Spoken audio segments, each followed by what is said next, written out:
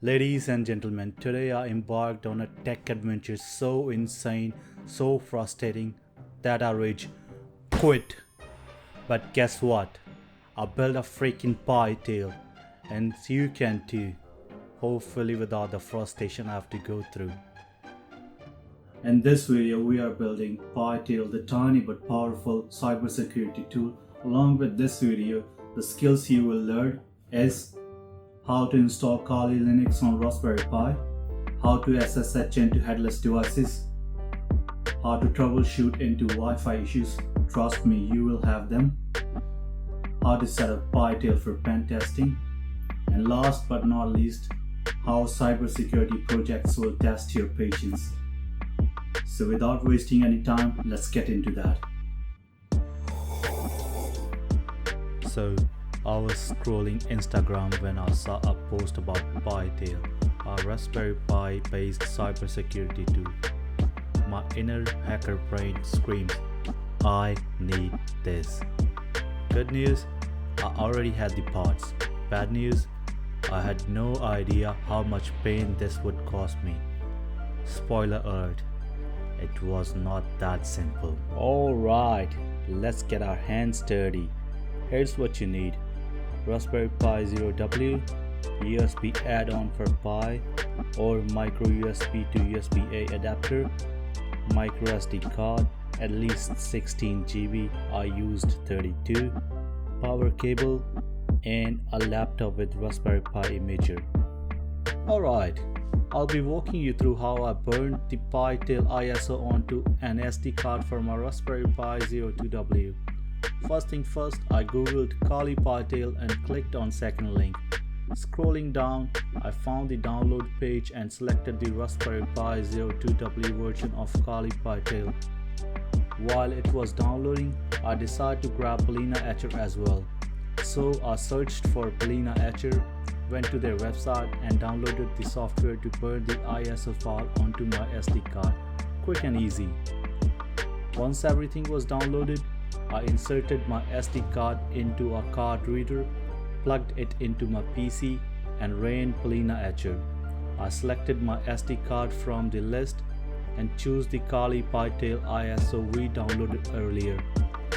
After a few minutes, the burning process was successfully completed. I removed the SD card and moved on to the assembly. Now, let's put everything together. Since I have a USB add-on and a 3D printed case for my Pi 02W, I started assembling the components, and once the case and USB add-on were in place, I inserted the SD card into my Pi. Next step, plugging in the necessary wires and hopefully it connect to my phone's hotspot. Fingers crossed. Now all I was waiting for PiTail to get connected to my phone's hotspot. And nothing. No connection, no life, just disappointment. At this point, I was about to call it quits. I had tried everything, editing boot files, manually adding Wi-Fi credential, trying different phones, but the Pi just refused to connect. I was this close to throw my Pi out of the window, but then something changed. I randomly opened Raspberry Pi imager to refresh the SD card and then I saw it. Kali Linux was just right there in Raspberry Pi imager, no need to download anything manually.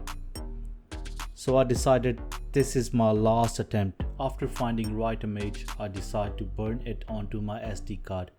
After choosing all right options and upon clicking next, it asked me if I would like to apply customized settings, so I clicked on edit, provided it with custom username and password, and also provided custom SSID and Wi-Fi password. All I was waiting for now, to boot it up once the imager was done. And this time I did something different.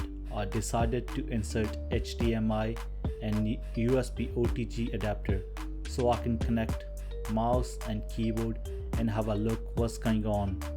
After plugging everything in, I was looking at screen and it booted. It actually booted. But would it connect to my Wi-Fi?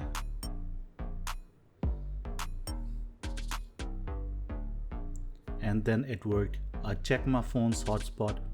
There it was, Kali. After hours of struggle, PiTail was finally alive. Yes, it works, but unlike the original, it can't run Wi-Fi monitor mode while connected. Still, mission accomplished. This was an insane project, but totally worth it. Well, this was an insane project. If you like this one, make sure to drop a comment, hit that like button, and subscribe for more. Until next time, stay techie, never give up. Bye bye.